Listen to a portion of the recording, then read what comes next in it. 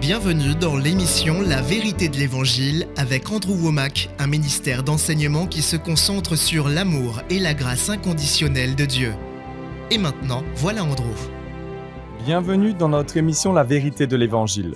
Aujourd'hui, je continue à parler de la manière dont on peut vivre et expérimenter ce que Dieu a de meilleur. J'ai un tout nouveau livre à ce sujet intitulé « Vivre le meilleur de Dieu ». C'est la première fois que nous le proposons à la télévision et nous avons également cet enseignement sous forme de CD et DVD ou clé USB. Je vous assure que c'est puissant. Dieu a des projets pour vous qui sont de loin meilleurs que tout ce que vous avez pu connaître jusqu'à maintenant. Je le crois vraiment de tout mon cœur. Vous savez, je recherche la volonté de Dieu de tout mon être et je l'ai vu faire des choses merveilleuses. Je suis vraiment béni. Je ne suis pas mécontent ou insatisfait, mais je ne me contente pas de ce que j'ai. Je crois que Dieu a des choses bien plus grandes encore pour ma vie et je suis constamment à la recherche de cela. Dieu m'a montré beaucoup de choses et je continue à aller de l'avant pour les atteindre. Je veux simplement vous encourager à croire que Dieu a bien plus en réserve pour chacun de vous. Personne, je dis bien personne n'a encore pu épuiser les ressources de Dieu, même ceux d'entre nous qui pensons être à un stade avancé. Je crois qu'il y en a toujours plus à découvrir. Mais vous êtes nombreux à regarder cette émission aujourd'hui et il est important que vous puissiez reconnaître que vous êtes loin de ce que Dieu a de meilleur. Je pense qu'au fond, vous le savez. Vous savez que ce que vous vivez aujourd'hui n'a pas été ordonné par Dieu. Vous savez que vous pouvez expérimenter davantage de joie, de paix, une plus grande prospérité, une meilleure santé, un ministère plus efficace. Malheureusement, nous avons tendance à nous épuiser sur ce tapis roulant où nous avons l'impression que nous devons toujours être occupés et nous sommes tellement absorbés par le quotidien que nous ne prenons jamais le temps de nous poser afin de réfléchir à l'avenir. J'essaie de vous encourager, de vous aider à réaliser que Dieu désire vous voir prospérer.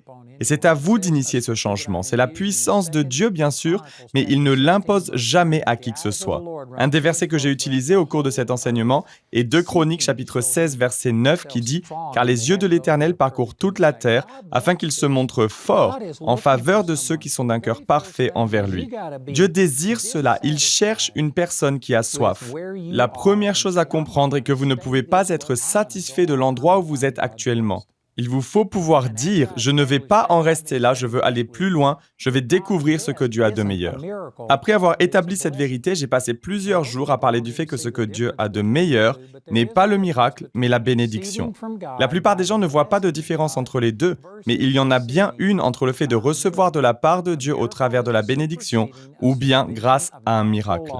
Le miracle est la substitution ou l'interruption des lois naturelles. Et c'est Dieu qui a créé ces lois, donc il ne désire pas les suspendre à moins que vous ne soyez dans une situation de crise. Donc j'ai comparé la bénédiction et le miracle. Le miracle intervient lorsque vous êtes en situation de crise. Si vous vivez de miracle en miracle, cela signifie que vous vivez de crise en crise. À l'inverse, la bénédiction évite la situation de crise. Ensuite, j'ai expliqué lors de notre dernière émission que le miracle est temporaire. Le miracle ne s'installe pas dans le temps, il n'est pas durable. Dans la Bible, le miracle qui a existé le plus longtemps dans la durée est la provision de la manne. Elle a été donnée pendant 40 ans. Nous lisons ensuite dans Josué au chapitre 5 qu'à un moment donné, la manne a cessé d'exister. Et je peux vous garantir que certaines personnes étaient tellement habituées au fait de recevoir leur nourriture de manière miraculeuse qu'elles ont continué à sortir chaque matin pour ramasser la manne alors qu'elle n'était plus là. À partir de ce moment-là, les Israélites ont dû commencer à planter des graines, à semer et récolter, à cueillir les fruits et j'en passe. Et cela leur a demandé des efforts, cependant la bénédiction était bien plus abondante que le miracle. Donc je veux montrer la chose suivante. Une fois que la bénédiction est donnée, elle ne peut jamais être révoquée ou annulée. Dans le livre des Nombres, nous voyons que Balak avait peur que les Israélites viennent conquérir ces terres. Donc il a embauché Balaam, un devin, pour maudire les enfants d'Israël. Je vais essayer de gagner un peu de temps en faisant une synthèse de ce récit qui s'étend du chapitre 22 au chapitre 24 du livre des Nombres. Il y a énormément de choses à apprendre dans ce passage, mais je vais devoir les survoler plus ou moins rapidement. Je prie que vous puissiez comprendre ce que je vais partager avec vous et que ça vous interpelle tellement que vous irez l'étudier par vous-même, car il y a tellement de vérité ici. Je pourrais enseigner pendant des semaines sur ce sujet, mais je vais essayer de tout condenser dans l'émission d'aujourd'hui. Le simple fait que Balak ait fait appel à Balaam pour maudire les enfants d'Israël révèle que les raisonnements de l'époque étaient très différents du courant de pensée actuel. Aujourd'hui, si vous aviez un ennemi qui venait vous vous attaquait, si vous étiez roi et qu'un peuple étranger vous déclarait la guerre, combien d'entre vous chercheraient à embaucher quelqu'un pour les maudire? On se moquerait de ce genre de pratique aujourd'hui en disant c'est insensé. Peu importe ce qu'on dit, ils ont des armes, de l'artillerie et des avions. On ne peut pas les vaincre avec des mots. Cela nous montre que nous sommes tombés bien bas en comparaison des gens de l'époque de la Bible. Il est écrit dans Proverbes au chapitre 18, verset 21, que la langue a pouvoir de vie et de mort, ceux qui aiment parler en goûteront les fruits. On peut lire dans Marc chapitre 11 que Jésus a maudit le figuier. Il s'est contenté de lui parler et le figuier est mort. Les mots sont puissants et les malédictions existent bel et bien. Mais aujourd'hui, on considère cela comme n'étant que de la superstition. Peu importe les paroles qu'une personne prononce. Pour la plupart des gens aujourd'hui, les paroles prononcées ou écrites n'ont que peu de valeur. Si vous avez un bon avocat, vous pouvez rompre un contrat. Vous pouvez vous en libérer. Les gens ne sont même plus fidèles à leurs propres paroles. Et dans la pensée occidentale, nous ne donnons pas beaucoup de valeur aux mots et nous ne réalisons pas qu'ils sont puissants. Donc il y a déjà beaucoup à apprendre du simple fait qu'ils ont voulu embaucher Balaam en pensant qu'il suffirait qu'ils maudissent les Israélites pour pouvoir les vaincre. Plus loin dans le passage, on lit que Balaam est allé maudire les Israélites parce qu'il voulait la récompense qui en découlait, l'argent qui lui était proposé. Mais lorsqu'il est arrivé, Dieu a refusé de lui permettre de maudire les Israélites. Il a essayé de prononcer une malédiction à 3 reprises. Il offrait des sacrifices puis se mettait à l'écart en essayant d'obtenir une parole de la part de Dieu afin de pouvoir maudire les Israélites, mais il n'y parvenait pas. La première fois, il était au sommet d'une montagne d'où il pouvait voir tout le peuple d'Israël. Il y avait des millions de personnes en plus du bétail, des tentes et tout le reste. Ils étaient innombrables et finalement Balaam n'a pu que bénir les Israélites au lieu de les maudire. Donc Balak a pensé que le devin avait été impressionné par la multitude et lui a dit « Je vais t'emmener ailleurs et tu ne verras qu'une partie du peuple. Tu ne seras pas accablé par leur nombre et peut-être que depuis cet endroit-là, tu arriveras à les maudire. » Vient ensuite la deuxième bénédiction, tout cela se trouve dans Nombre chapitre 23. Je vais vous lire une partie de ce passage où Balaam, après avoir offert les sacrifices, s'est mis à l'écart pour entendre Dieu. Voici les paroles qu'il a prononcées dans Nombre chapitre 23 au verset 18. « Lève-toi, Balak, écoute, prête-moi l'oreille, fils de Tsippor. Dieu n'est pas un homme pour mentir, ni le fils d'un homme pour revenir sur sa décision. Ce qu'il a dit ne le fera-t-il pas? Ce qu'il a déclaré ne l'accomplira-t-il pas? Voici, j'ai reçu l'ordre de bénir. Il a béni, je ne révoquerai pas sa décision. » Voici l'une des grandes vérités que je désire vous communiquer. On voit ici une différence majeure entre la bénédiction et le miracle. Un miracle est temporaire et il intervient en général sur une période de temps très limitée. Comme lorsque Pierre a marché sur les eaux. Immédiatement après cet incident, l'eau est retournée à son état normal et il n'était plus possible de marcher à la surface par la suite. Lorsque Moïse a séparé la mer Rouge, elle n'est pas restée ainsi divisée. C'était temporaire.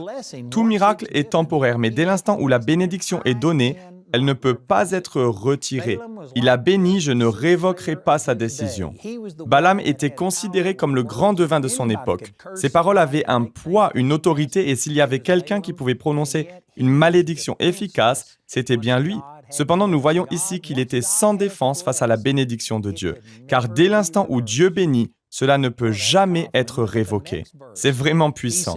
Regardez le verset suivant où il est écrit « Il n'aperçoit pas de mal en Jacob, il ne voit pas d'injustice en Israël. L'Éternel son Dieu est avec lui. Chez lui retentit l'acclamation réservée au roi. » Voici un autre aspect merveilleux de la bénédiction. Dieu ne la dispense pas sur la base de votre bonté ou votre sainteté. Il n'aperçoit pas de mal en Jacob, il ne voit pas d'injustice en Israël. Non pas parce qu'il n'y en avait pas, il y avait du mal et de l'injustice.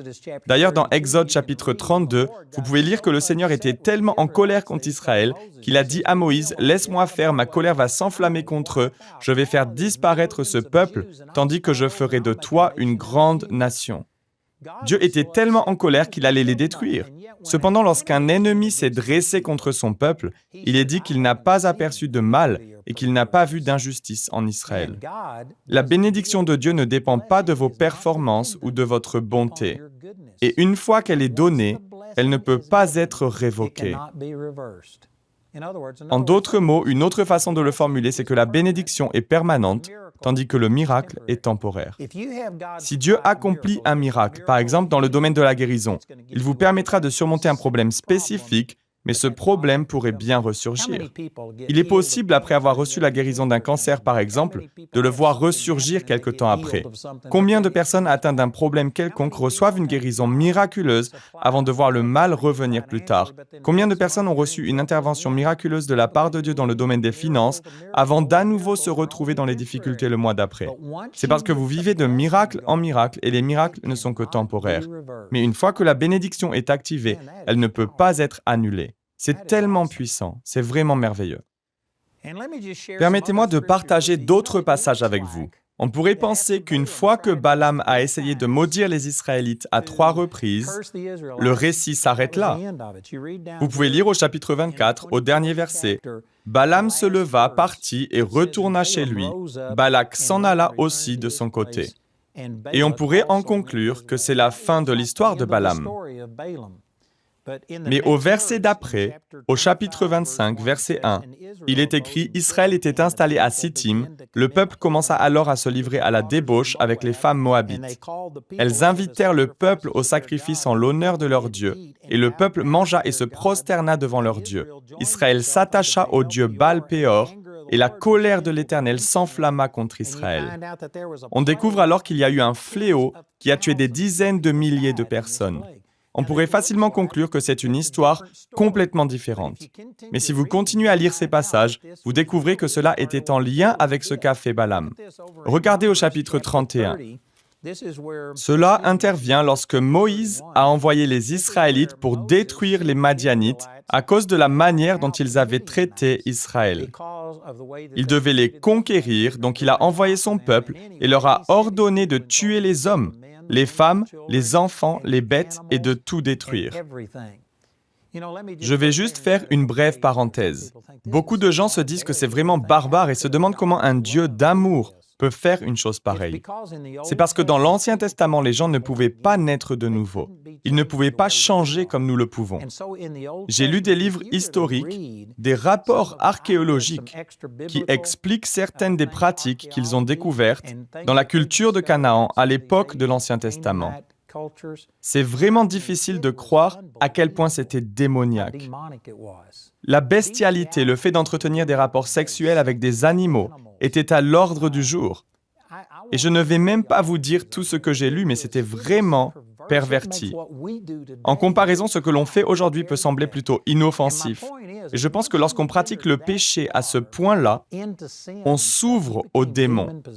Et sous l'Ancien Testament, si quelqu'un était possédé, il ne pouvait pas être délivré. Il ne pouvait pas être changé. Mais les choses sont différentes aujourd'hui grâce à la nouvelle naissance. Il est dit dans Actes chapitre 13, et c'est par lui que toute personne qui croit est libérée de toutes les fautes dont vous ne pouviez pas être libérés par la loi de Moïse. Sous la nouvelle alliance, vous pouvez naître de nouveau. Donc si quelqu'un est possédé par des démons, il peut recevoir la délivrance. Personne n'a à tuer qui que ce soit. Mais sous l'ancienne alliance, lorsqu'une personne s'abandonnait au diable à ce point-là, il n'y avait pas de retour possible. C'était comme une plaie, comme un cancer. Et de la même manière dont on est obligé de retirer chirurgicalement des parties d'un corps malade afin de sauver l'ensemble du corps, dont il faut parfois sacrifier un membre ou une partie du corps afin d'éviter la propagation d'une infection, eh bien, dans un sens, c'est ce que Dieu leur a demandé de faire. Les femmes, les enfants et même les animaux devaient être mis à mort parce que même les animaux étaient possédés. Je pourrais passer plus de temps à parler de cela, mais il y a une bonne raison pour laquelle Dieu a agi de la sorte. Il n'était pas injuste dans son jugement. Ces gens étaient totalement à 100% vendus à l'ennemi et il a ordonné au travers de Moïse de tuer les hommes, les femmes, les enfants et même les animaux parce qu'ils étaient tous démonisés. Et avant la venue de Jésus, ils ne pouvaient pas être délivrés. Il fallait qu'il y ait une entière séparation, qu'ils soient complètement détruits.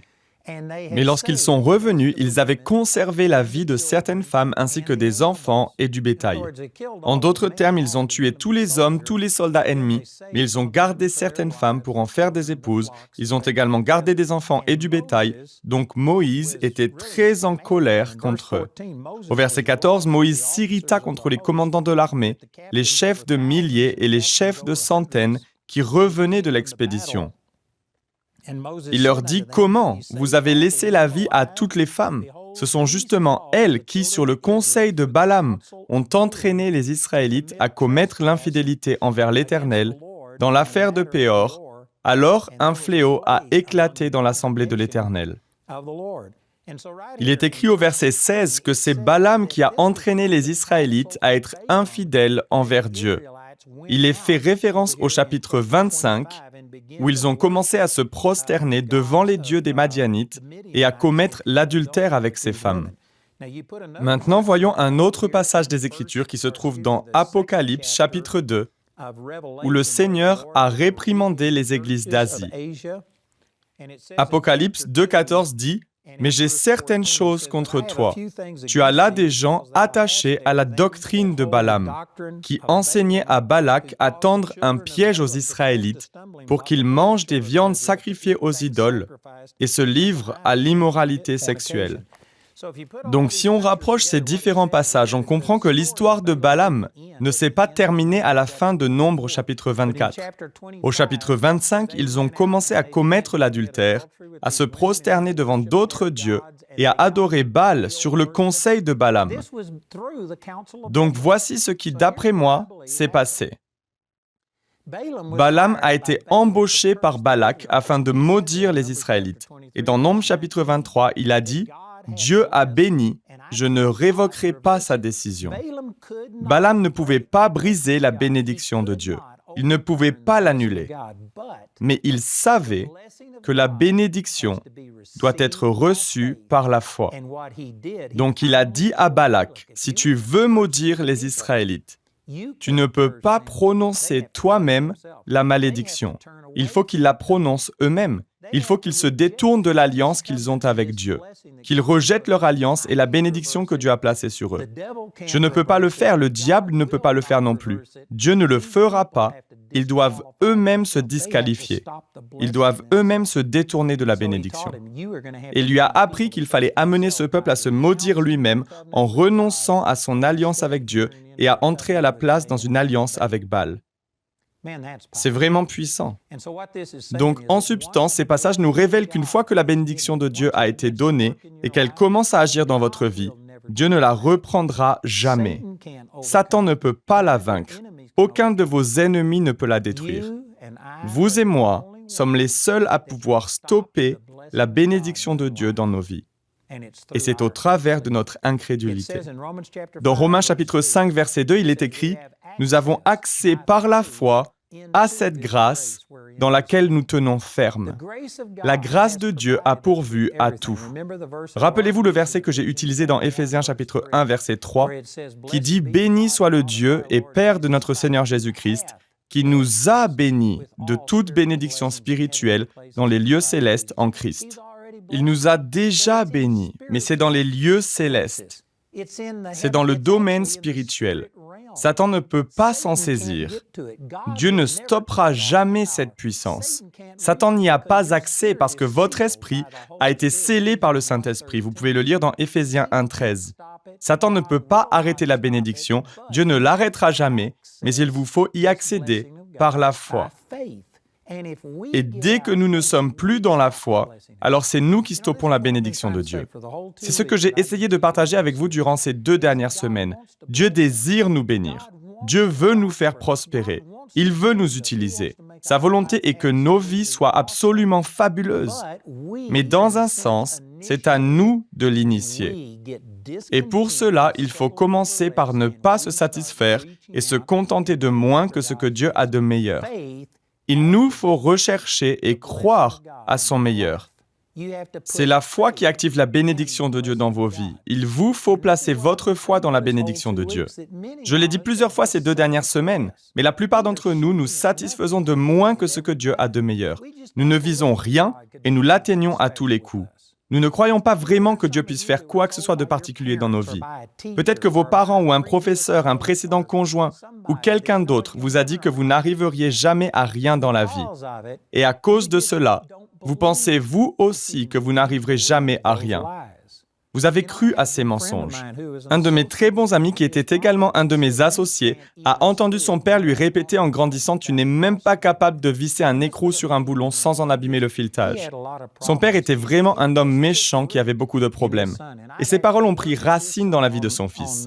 J'ai plus tard eu l'opportunité de bricoler avec lui sur des voitures et sur différents projets, et lorsqu'il devait visser un écrou sur un boulon, ses mains tremblaient littéralement. Il le faisait très délicatement, mais il finissait toujours par se dire « Mince, j'ai dû abîmer le filetage » et il le retirait et recommençait. Il était dans une telle insécurité que je ne l'ai jamais vu mettre un écrou sur un boulon sans le visser de travers. Et c'est parce qu'il a été maudit et qu'il a cru à cette malédiction. Il n'a pas aimé ses paroles, mais il y a cru. Il les a acceptées et ça l'a empêché de croire qu'il était capable de bien faire certaines choses. Personnellement, je n'ai jamais été très doué en mécanique. Je n'ai jamais su faire ce genre de choses. Mais lorsque ma vie a été touchée par le Seigneur, j'ai tout simplement commencé à croire que je peux tout faire par Christ. J'ai commencé à bricoler sur des voitures et le Seigneur m'a aidé et m'a donné de la sagesse. Je me souviens avoir travaillé sur une machine à laver que personne n'avait réussi à réparer. Et Dieu m'a montré comment la faire fonctionner. Une autre fois, j'ai réparé une boîte à musique et je sais que ce ne sont que des petites choses, mais par le passé, je n'aurais pas su réparer quoi que ce soit. J'ai simplement décidé de croire que j'étais béni. Mais j'ai dû y croire pour que ça se réalise dans ma vie. J'ai dû me dépasser et m'étirer. Il m'a fallu commencer à confesser que j'étais capable d'accomplir certaines choses que je n'aurais pas pu accomplir dans le naturel. Par exemple, autrefois, j'étais introverti, j'étais incapable de soutenir le regard de quelqu'un ou même de leur adresser la parole. Et maintenant, je parle à des millions et des millions de personnes à travers mes émissions télévisées. Et il a fallu que je commence à croire que je pouvais y arriver. Dieu m'avait déjà béni, il m'avait dit que j'irais auprès des gens, qu'il m'enverrait, que je serais un prophète pour les nations. C'est tiré de Jérémie chapitre 1. Il a prononcé ses promesses sur ma vie, mais il m'a fallu y croire. La parole de Dieu s'active par la foi et j'y ai cru. Vous avez accès à cette grâce par la foi, Romains 5:2. Et je peux vous dire, frères et sœurs, que le Seigneur a un plan merveilleux pour vos vies, mais vous devez y croire. Dans le cas des Israélites, Satan ne pouvait pas les arrêter. Balak ne pouvait pas les arrêter. Balaam ne pouvait pas les arrêter.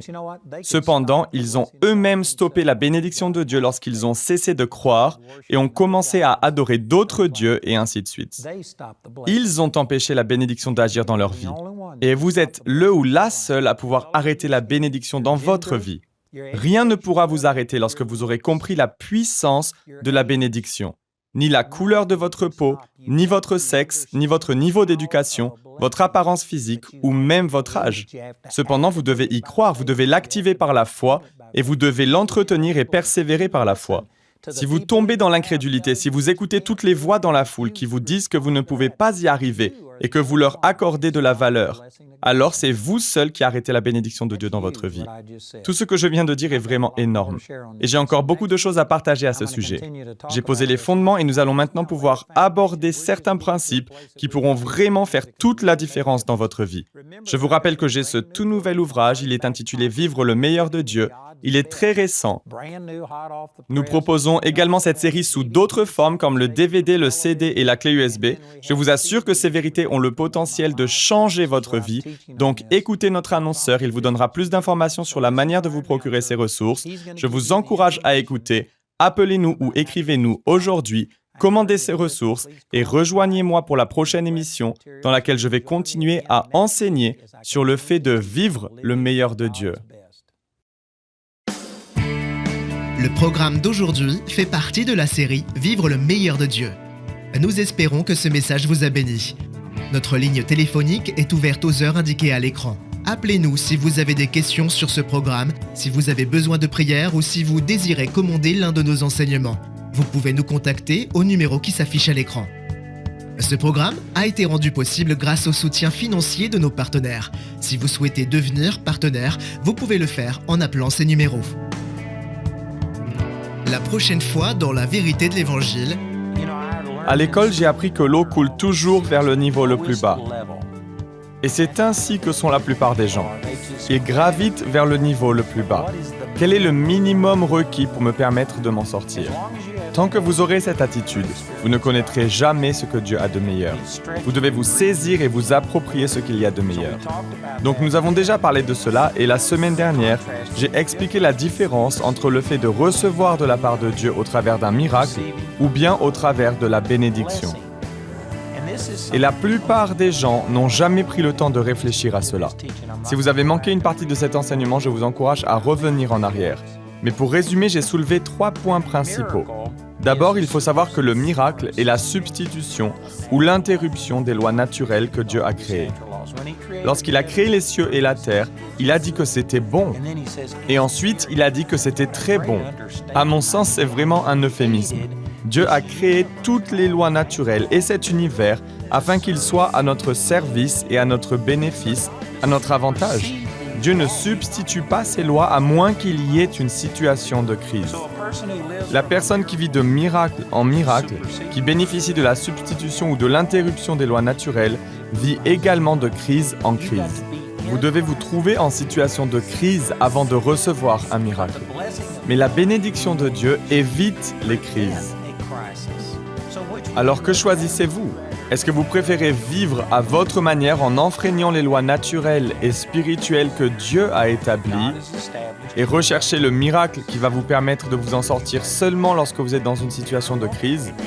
Ou bien préférez-vous marcher dans la bénédiction de Dieu afin d'éviter les crises, sans avoir besoin d'un miracle ? Les miracles sont merveilleux lorsque vous êtes en difficulté et que vous en avez besoin. Ce n'est pas mal en soi. Ce que je dis, c'est qu'il y a quelque chose de meilleur. Je parle du fait de vivre le meilleur de Dieu. Non pas de devoir attendre une crise, d'être complètement à bout, d'être dans une situation dramatique où votre vie est en danger pour être obligé de rechercher le miracle qui pourra vous tirer d'affaire. Voici une autre manière de le formuler. Qu'est-ce que vous préférez ? Recevoir un miracle lorsque vous êtes sur un lit d'hôpital ? Recevoir une guérison miraculeuse lorsque vous êtes sur le point de rendre l'âme ? Ou apprendre à vivre en bonne santé ? Si vous vous trouvez dans une situation désespérée, il n'y a vraiment rien de mal au miracle. Mais selon moi, il est de loin préférable d'apprendre à ne pas tomber malade, à vivre dans la santé divine. Rejoignez-nous pour plus d'émissions La vérité de l'Évangile.